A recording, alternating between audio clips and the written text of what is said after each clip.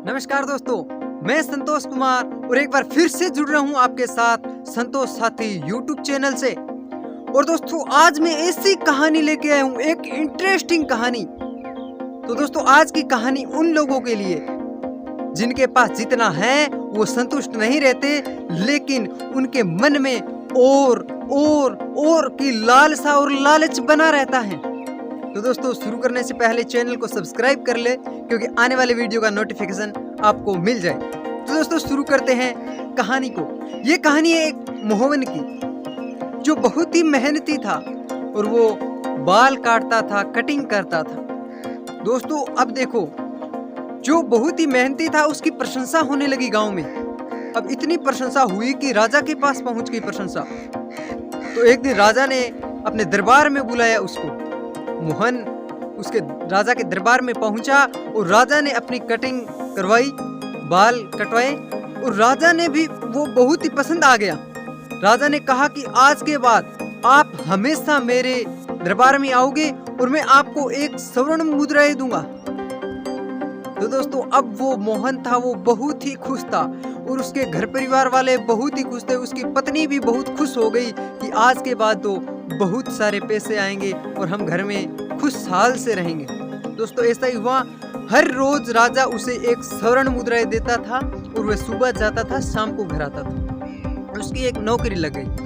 दोस्तों अब पूरा घर धीरे धीरे सुख साधन के साधन बन गए घर में, और सुख शांति से आनंद से जी रहे थे।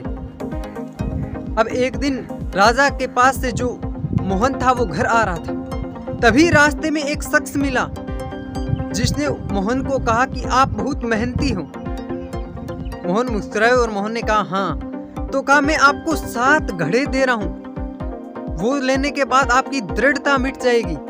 तो उस मोहन में और लालच बन गया। मोहन ने कहा ठीक है दे दो।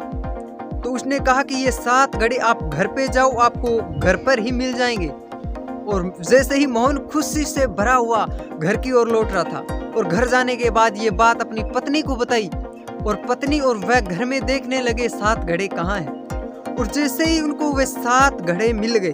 दोस्तों 6 घड़े तो ऐसे थे जो स्वर्ण मुद्राएं से भरे हुए थे, लेकिन 7वां घड़ा था वो आधा था।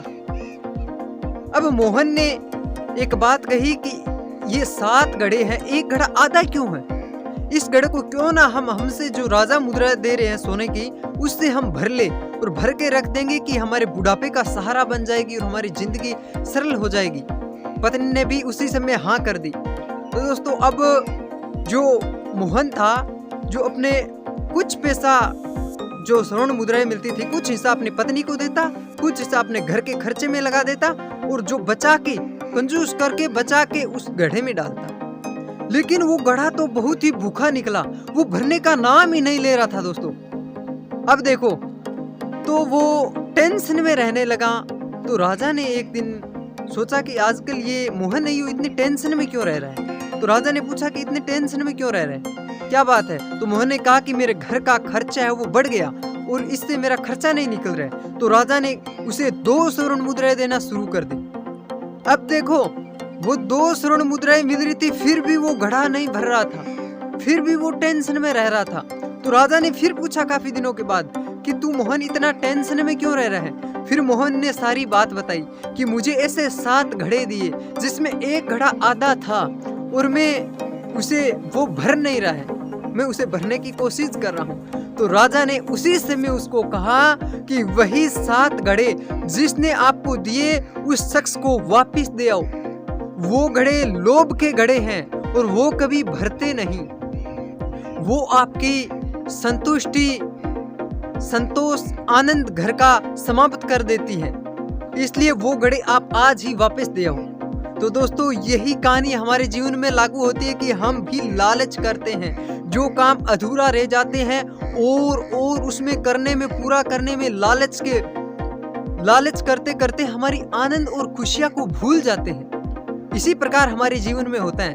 दोस्तों वो मोहन 6.5 घड़े मिले थे स्वर्ण मुद्राएं से भरे हुए। वो मोहन खुश हो सकता था, लेकिन वो उसके अंदर लोभ और लालच बन गया, इसलिए वो खुश नहीं हो पाया। तो दोस्तों यही कहानी हमारे जीवन में लागू होती है। जो आपके पास है उससे संतुष्ट रहो और खुश रहो, जीवन में आनंद रहो। जो लोभ के घड़े हैं वो हमेशा जीवन में खुश नहीं होने देते। तो आज की कहानी उम्मीद करता हूं दोस्तों आपको बहुत ही पसंद आई होगी। तो लाइक करें, कमेंट के माध्यम से मुझे जरूर बताएं और चैनल को सब्सक्राइब नहीं किया तो सब्सक्राइब जरूर कर लेना, क्योंकि आने वाले वीडियो का नोटिफिकेशन सबसे पहले आपको मिल सके। धन्यवाद दोस्तों। जय श्री कृष्णा, जय श्री राम।